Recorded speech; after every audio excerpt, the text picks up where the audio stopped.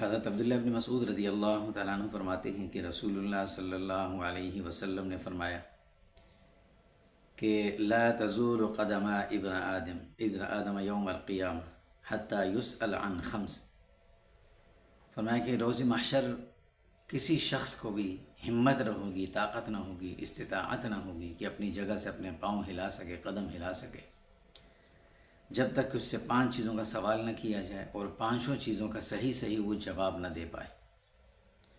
وہ 5 چیزیں کیا ہیں؟ فرمایا کہ عن عمرہ فیما افناہ، عمر کے بارے میں سوال ہوگا کہ تمہیں اللہ نے عمر دی تھی، زندگی دی تھی، وہ کن کاموں میں صرف ہوئی، کہاں خرچ ہوئی۔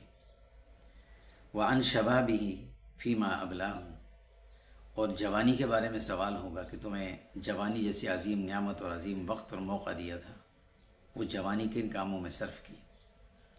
وعن مالہ من این اکتسبتہ، اور تمہارے پاس جو مال ہے اللہ کی دین ہے، عطا کردہ نعمت ہے، اس کے بارے میں بھی سوال ہوگا کہ تم نے یہ کیسے اور کن طریقوں سے کیسے کمایا تھا، اس کا احتساب ہوگا۔ وفیما انفقتہ، اور کن کاموں میں اسے خرچ کیا تھا، یہ 5واں سوال، چوتھا سوال ہوگا۔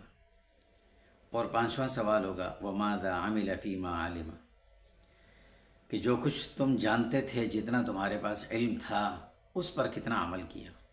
جو نہیں تھا، جس کا علم، وہ تو بعد کی بات ہے، جس کا علم تھا اس پر کتنا عمل کیا۔